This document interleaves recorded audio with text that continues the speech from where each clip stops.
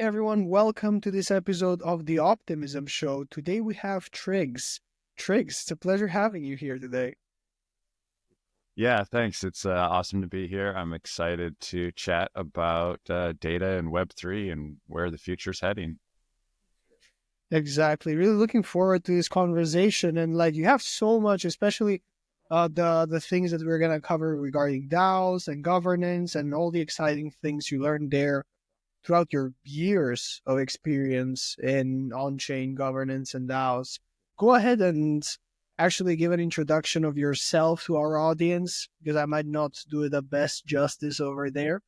So the podium is yours. Yeah, sure. So I've been down around for going on 5 years now. I've been in some of the classic kind of investment DAO structures, and everything from that to now I'm working more in the grant ecosystem. I've been helping the Octant community with their council structure, working with projects like Coordinate to build council structures. So most of my focus has been in that realm of like how does a DAO actually work? How do you structure it? How does the organizational practices develop in that decentralized kind of way?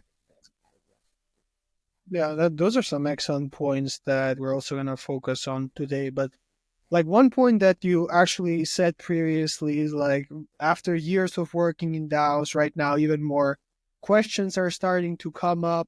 So before we narrow down and go into like the specifics and cover the specifics, I'd love to hear your pretty much your perspective on the DAO space today. Like where are we at the moment? Because there's so many things going on and happening, especially right now when we have like AI delegates and AI this, AI that, automation.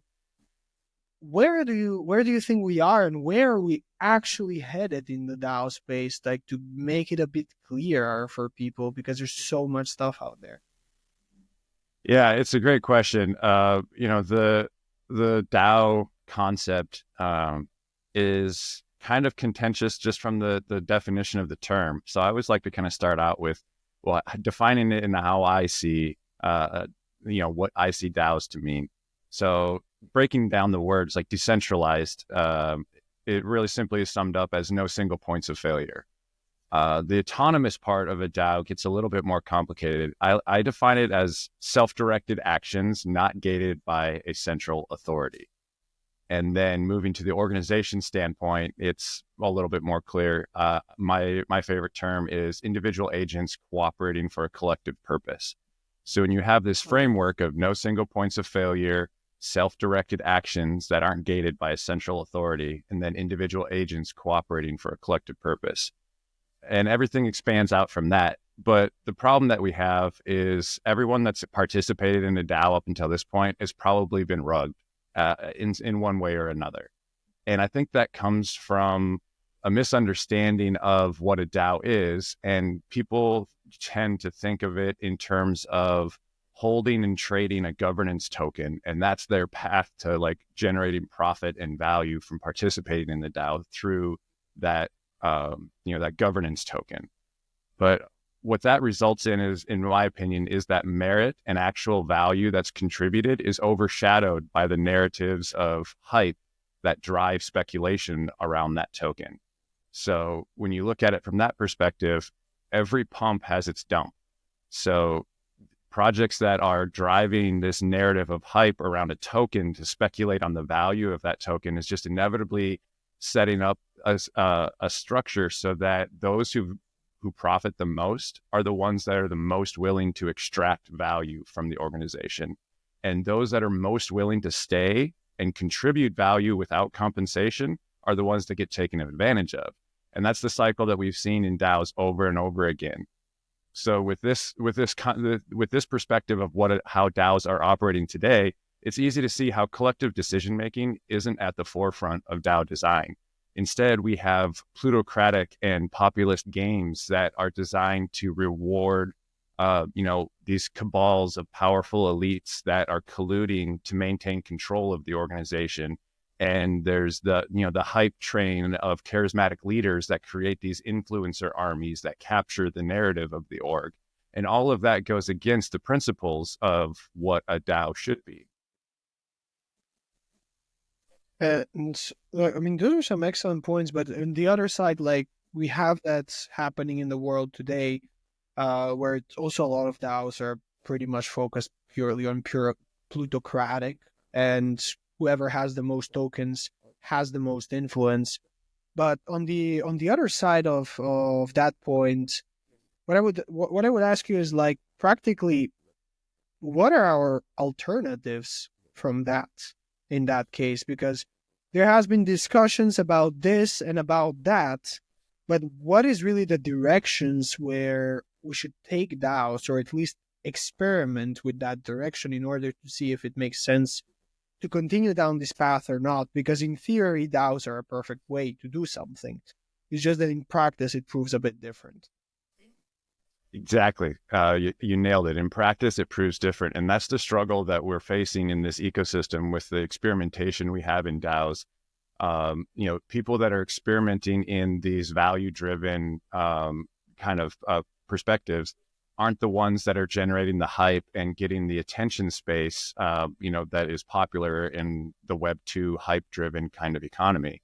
So in the experience that I've had over the years and trying to figure out how to do exactly what you just asked, I've kind of transitioned to thinking of it in terms of the technical foundation that's necessary. Like, what is it about blockchains that actually makes this theory of DAOs possible in a way that wasn't possible before?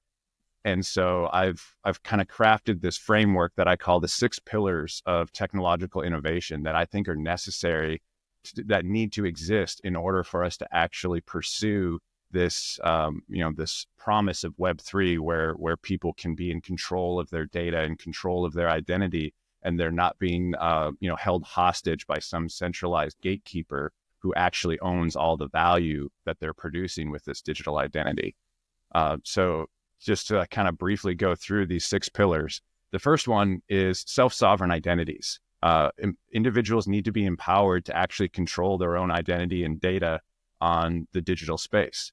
The second point is secure communication. There has to be a communication framework that's both open and accessible, meaning that people can't be excluded from it, but also it has to be secure, meaning that it can't be manipulated by outside forces. Social engagement is another pillar that I think is essential. In today's global modern society, we have to embrace the online and the async nature of social engagement in order for communities to be able to fully, participate in the project. And then the next stage, building off of that, is collaborative tools. We have to be utilizing tools that foster this collaborative work so that it breaks people out of the silos. When everything is kept within a walled garden and everybody's building these black boxes, then there's no collaboration. And so the mind share doesn't grow and expand with the collective decision-making process.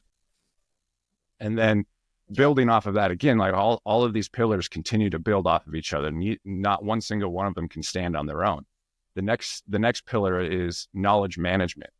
And this is where we have to promote autonomous access to insights and expertise, again, referencing the concept of like the walled gardens and the black boxes that are so common in the Web 2 ecosystem.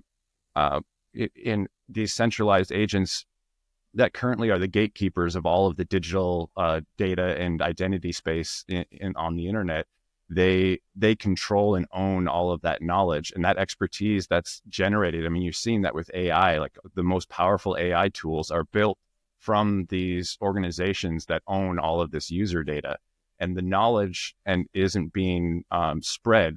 It's more important for people to retain their knowledge in small circles and not let it get shared. The free exchange of information actually erodes the power of the centralized agents that are trying to control data. And so by making knowledge management more autonomous and more open, it erodes that control that they have over the system. And then the final pillar is decentralized consensus. We have to encourage reputation-driven governance, and we have to redefine what trust-based decision-making means in a trustless execution environment. And it's a totally like opposite perspective of the Web 2 system, where trust is that we don't have trustless execution. We always have to trust that some entity is going to enforce the action that is being promised, by the centralized entity that controls the situation. Yeah, those are some excellent points. Like, my question on that is like, so these six pillars of really like the six core pillars of a decentralized organization, from like self-sovereign identities, secure communication, engagement, collaborative tools, knowledge management, and decentralized consensus. On the knowledge management aspect, especially as you mentioned, like we have right now, and it's quite obvious in Web 2, these agents that keep vast amounts of data, but one could argue even that in Web3 or like in crypto in general, even though it's decentralized, some organizations are using this exact same way to create something there, just leverage it for profit, but still kind of have it as a centralized. Use decentralization, practically use decentralization as marketing rather than a technology. So my Exactly. question over there is like, because Uh, actually, my question would be, how would these six pillars really, first of all, interplay with each other to create a truly effective decentralized organization? And on the other aspect is like, what can we do now, or what already exists out there that maybe we should look into to ensure that not that something different happens than the same thing that happened in Web 2? I think that it's important to look at the basis of the Web 2 ecosystem to understand why it is so successful and powerful. And by answering that question, then we can start looking at how we can do something differently that helps us achieve a different value structure that we're seeking with this Web3 movement. Because you're right, it's so easy for the exact same system to capture Web3. The blockchains aren't some silver bullet that just inherently solves this problem. What it does is it gives us the tools for us to be able to address the problem in a different way. So some of the features that I think blockchains enable that will power these pillars of infrastructure are composability. This is one of the most powerful features of blockchain that gets ignored in the majority of projects that are built today. Even projects that are trying to build self-sovereign identities, they aren't building them in a composable way. And what that composability means is that individuals can't be held hostage by the organization that is issuing, the reputation or data to the individual. They need to be able to freely take that data that is produced about their identity and do whatever they want with it. Take it to a different project, take it to a different ecosystem. It goes with them wherever they go, and they're in control of who can use it and who can't use it. Without that, then we're just right back to the same Web 2 system where people are being held hostage by the issuers of their data and reputation. Yeah, it's And another practically feature of like, blockchains. Oh, go ahead. oh, go ahead. All right. So continuing on with that, another feature of blockchains that enables this is immutability. It's a term that I think is misunderstood to some degree. People think of immutability as like absolute permanence. There's 100% no way it can change. Like Bitcoin has an immutable record of, its issuance cycle and the qualities and properties of the Bitcoin token. It's not entirely true to say that it can't be changed. It has been changed. It's been very controversial. There's been an entire fork of the Bitcoin chain. And that's an example of decentralized control over an immutable product. The immutability just means that it can't easily be changed. It can't be changed without the consensus of everyone who has, a vested interest in whatever it is that, is being built. And that's where it comes in with blockchains, having the ability to restrict that no central agent can enforce change. It can be changed through consensus of the entire distributed, organization, but no individual centralized agency can enforce that change. And then additional aspects are the transparency. Everything that happens on the blockchain is easily visible. So execution can be monitored by all of the individuals that are involved in the organization. There is no just like trusting that the corporate execs are actually executing things the way that they're promoting that they're executing things. So that transparency is really crucial. But the other side of that is privacy. From an individual perspective, no individual should be forced to reveal their entire identity just to be able to participate in one particular action. If you want to, vote on something on chain, you shouldn't have to reveal your entire wallet's history of transactions to the entire world. You should be able to choose, what part of your identity you think is relevant to go along with, casting that vote on governance. So that's an aspect of blockchains that is possible. We have all kinds of different privacy enabled, tooling blockchains, but it's not popular. Most blockchain projects are built without any privacy whatsoever. Most wallets that we use have absolutely no privacy whatsoever. And then the last point that I had was we've already kind of covered, but it's trustless execution, right? And there's no reliance on a centralized authority to enforce execution.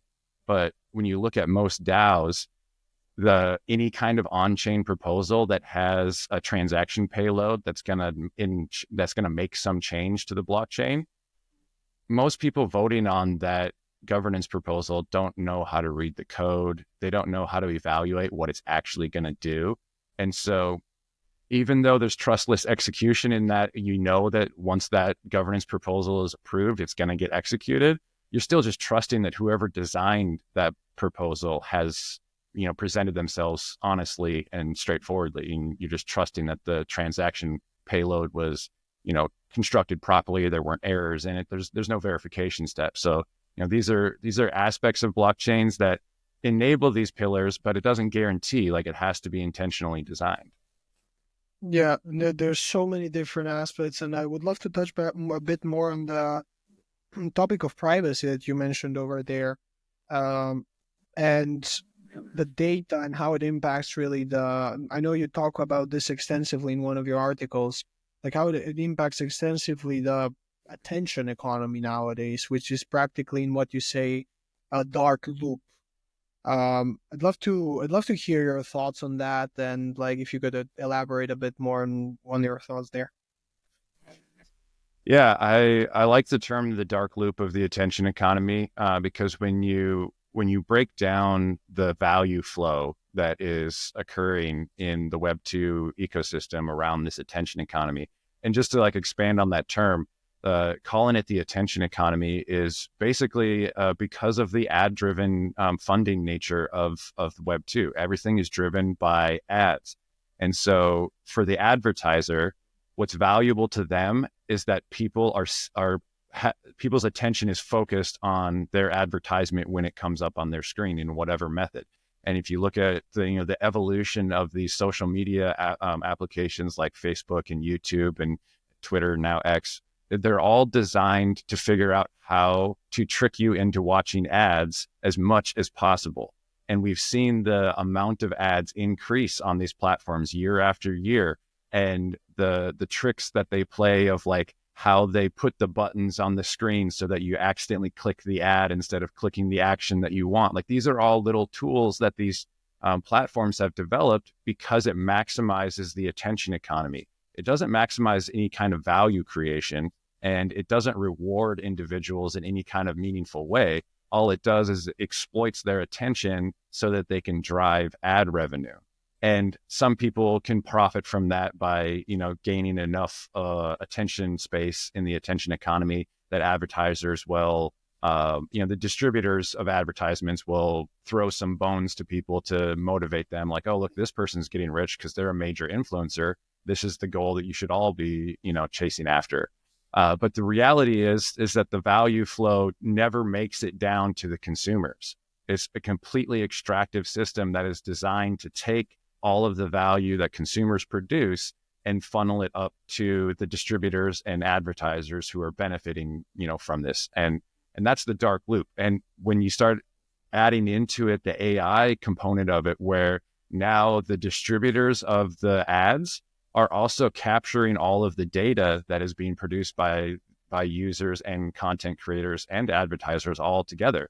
And these distributors are now being able to produce these AI tools based on the, the content of that data that they've captured. And now they're able to monetize that directly, which completely cuts the content creators out of the loop. And consumers are still being extracted from, and no value continues to flow down to consumers. And now very little value is flowing back to content creators because the AI tools are able to fulfill both of those roles. And now it skips, the humans are being cut out of the system. Yeah, that's an excellent point actually. And but another question over there, because and that's the that dark loop has been going on for years, and like with these AI tools and everything, and one could argue, at least like, to what extent is that even sustainable? Because aren't we at one point going to reach a actual point where it just doesn't make sense for the consumers, which we all are, to just continue consuming more and just consume and consume and consume more of the same things?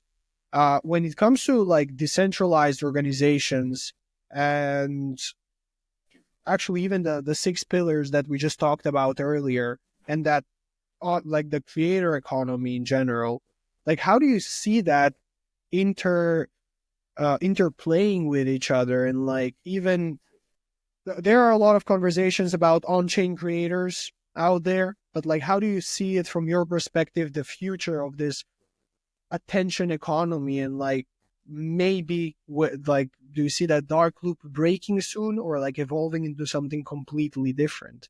Because in the end, it's a loop.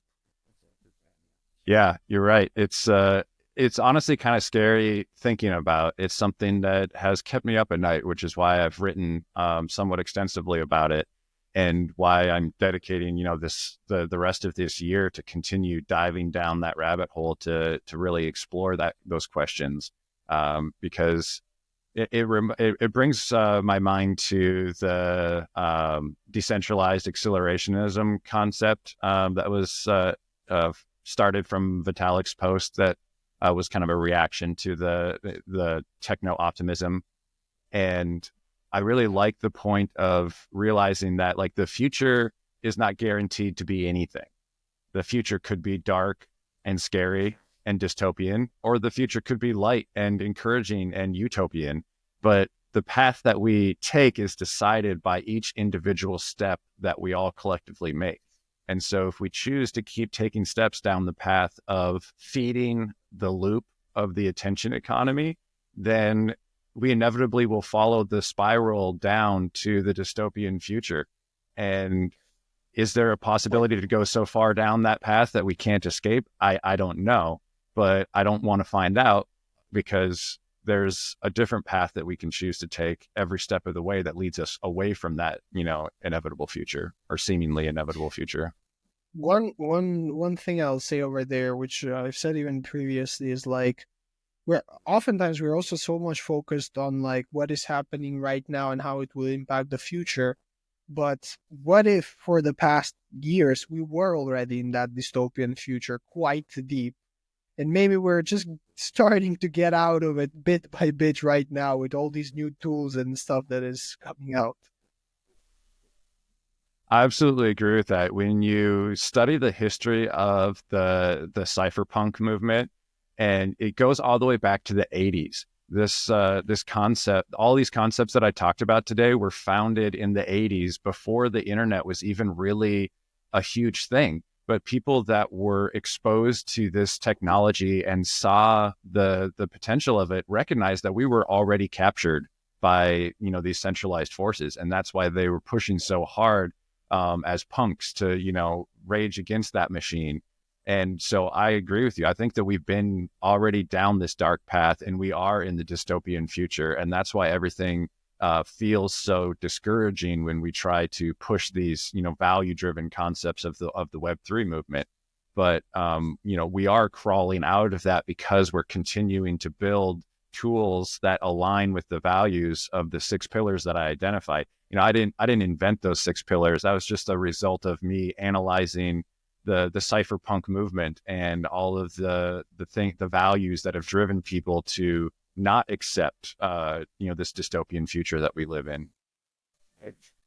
Out of curiosity over there, like when it comes to like really working on the attention economy right now and the 6 pillars and all of that stuff, what are some projects or products or people actually in general that are really working towards that, getting out of that loop, getting out of that dark loop? And what are some innovative ways that you're seeing right now put in action, or at least put in experimentation at this point in time, that maybe you're quite optimistic about? Yeah, I mean, there's I'm hesitant to dive too deep into specific projects because I don't want to feed the hype train in that regard. My perspective and goal with all of this work is to help build tools that empower people to evaluate projects on their own and make their own decisions about, how they fit into these 6 pillars. The mindset is, if we can develop this framework and we can elevate the context of the individual, then they don't have to rely on someone like me telling them which projects are good and which projects are bad. This is something that we can explore through collective decision making and collective analysis. There are some projects that I think are doing a really great job. Just for example, like the Token Engineering Academy, they are doing amazing work with just helping empower people to understand how tokenomics work, which is a foundational component of all of this, blockchain stuff that we're doing. Tokens are unavoidably a central theme, but knowing the difference between a good token and a bad token is almost impossible. You're always to some degree just trusting that someone smarter than you has evaluated it and determined that it's actually good. And so through elevating the context of the individuals through knowledge management, it empowers people to make decisions for themselves when they look at a project and look at the token, the tokenomics of it. They have some framework to make that decision themselves instead of me telling them that it's good, because I honestly don't know. I have limited personal insight, and I don't want my opinions of what projects are good or bad to to color the scene too much, because I'm only one person with one perspective. I value the input of everyone else that I'm working with so much more than my own input, because they have different perspectives that aren't biased in the same way that my perspective is. Yeah, on the other side over there, and I think that was an excellent answer. When it comes like to that collective decision making and everything, it's also like closely, even getting out of the dark loop of the attention economy, can also be quite closely connected with DAOs and how DAOs will impact that whole train, just by getting more engaged in that, and practically by making collective decisions on things that actually make a difference to us. Exactly. One of the encouragements that I can make for people who are looking at projects and trying to evaluate if it's, somebody working in a value aligned way or not, is just asking questions about those 6 pillars and seeing where it lands with that project. Is the token based on hype? Is it all about value and speculation? Because if people are speculating on a governance token, then it's probably not a very strong governance token.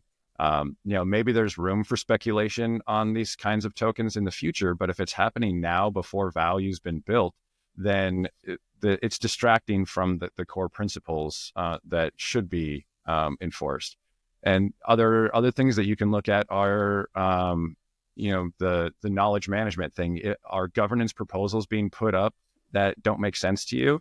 Like most people that I've talked to in DAOs are pretty burnt out on governance, because when a proposal goes up, they're like, I don't really have any input on this. I'm not qualified to know. I'm just going to trust that the person who put this up knows best. And they kind of just go with whatever the centralized body of authority in that group decides. That's a red flag that project isn't very decentralized. Does it mean that it's a bad project? No, everything has to start out centralized. We're on this like progressive path of moving towards decentralization, but you can't just skip to the end. It has to be a step-by-step journey. And projects that are on that journey with us are ones that are going to be continually distributing authority to a broader group of people. And they're going to be sharing context around decisions that are being made to elevate community members into leaders. The goal for any decentralized organization should be that the current body of leaders can leave and the organization will continue in a value aligned way. If the progress of a project or community is completely contingent on one or small group of people, then it's not decentralized. Again, it has to start out that way. But if that small group of people is structuring it in a way where they maintain control as the project grows, then it's not a DAO. It's already been captured. So every DAO leader should have this mindset of, I will stop being a leader of this DAO someday and someone else will replace me. And so it changes the perspective from how do I enshrine my position in this organization to how do I enshrine my values into this organization so that my influence carries on past my direct involvement. It's practically like, it's also from the perspective of working towards being replaceable. Like, how do I make myself replaceable in the most efficient way possible? Preferably without anyone having to replace me. Like, right. it just Exactly. it works automatically. That's one of the things that I tell every DAO that I've joined when I, join a council for a DAO. In my, application, I say that my goal is to not be on this council in the future. Like, I want to join this council and help it grow so that I can leave this council and not carry the responsibility forward, but have others pick up the torch, because other people are going to know more than I do. I only know one small component of it and everyone else has got all the other pieces. So if we just rely on me or other people like me that are willing to step up early on in these DAOs, it's never going to grow beyond us. And I think that's very limiting. I don't want projects to be limited by my limitations. Yeah, that's an excellent point, actually, which is really the type of thinking that also, like, I think that will get us to the next stage and the next stage after that, like, as we continue building instead of staying and then stepping in the same place all the time. But Trigs, one more question. Like, right now you're also moving from, like, really would say, like, executing on DAOs to becoming more of a researcher. Like, I would love to hear more about, like, what are you working on right now, because I know you're doing some really cool things with data and the things you can share up until this point. Like, I know it's still pretty early on. Yeah, definitely. It's early stages are hard to really flesh out too much, but essentially my goals right now are to expand on the 6 pillars and take the experiences that I've had and share that knowledge in a way that embraces the values of those 6 pillars. So I'm exploring projects that are building, decentralized data solutions, and I'm exploring projects that are, expanding self-sovereign identity into composable, primitives that we can take and use throughout the ecosystem.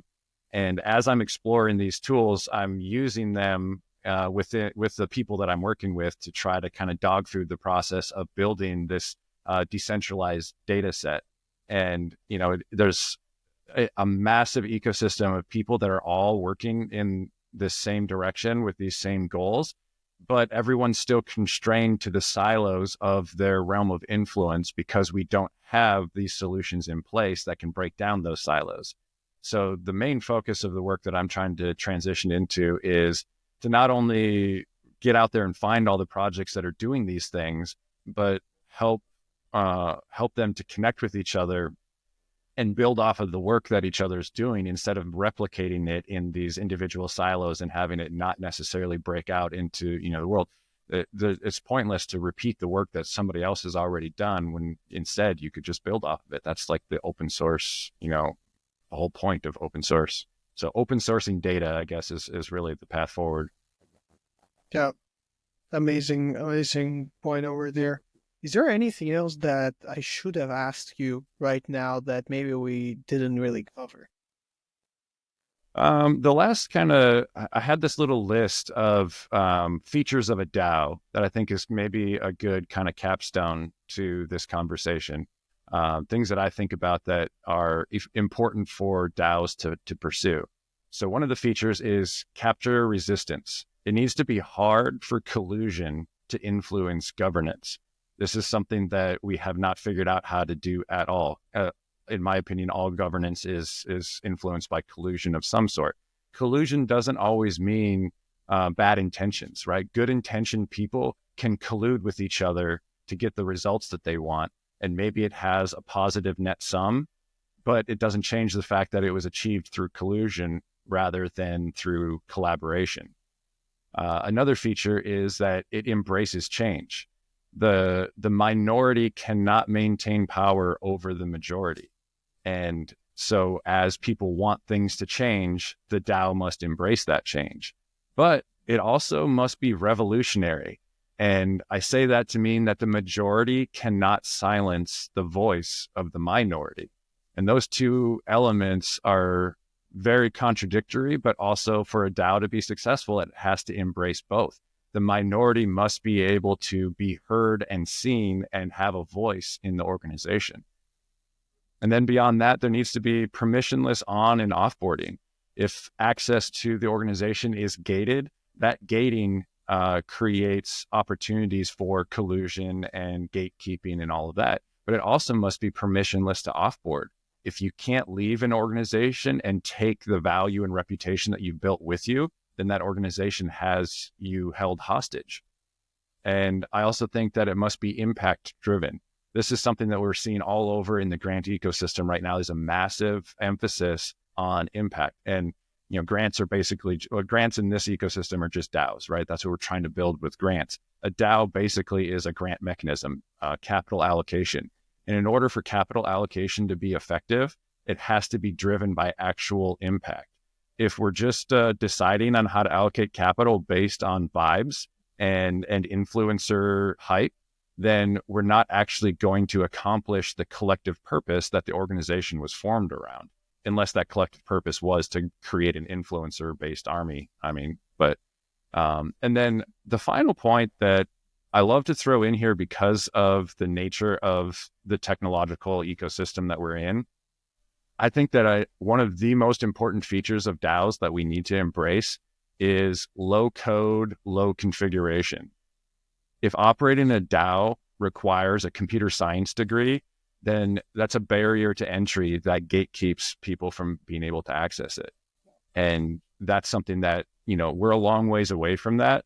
But as developers and as builders, we need to keep that mindset in the forefront of our minds of building solutions that are low code, low configuration, so that the user experience is accessible to everyone, not just computer science majors. Yeah, that's an excellent point, actually. And that's a point for DAOs, but also for pretty much the majority of the blockchain space at this point. Especially if we want to have the impact that a lot of people are actually striving for, has to be made a bit easier. Because even crypto natives struggle a lot of times. Yeah. I've been working in tech my entire life. And I started working on computers before the internet was really a big thing. And I feel completely just useless most of the time trying to figure out blockchain stuff because the technology stuff is just woo, right over my head. And so I can't even imagine people who don't have a massive technological background trying to enter this space and figuring out the complexities of, blockchain wallets and transactions. Even just trying to read the blockchain, even if you're, using some block explorer that has some sort of interpretation tool or whatever. It's so complicated and difficult to navigate. The idea that people can actually, self-govern blockchain activity is pretty impossible. Yeah, it seems pretty far off as well at this point. But we're getting there. We're definitely getting there. Trigs, it was a pleasure having you here today, and thank you for sharing all this amazing insights and topics. Yeah, I appreciate it. Sorry if it was just a lot of content, but I'm coming into this year with just a strong desire to share knowledge. And so, I think that's an important aspect of this that gets overlooked. We're so driven to push the technology forward that we forget we have to share the knowledge that we're gathering along the way. Yeah, to actually combine the path, even that, because a lot of us might even walk the same path, which is again going to the question of DAOs. Practically, we should just collaborate a bit more.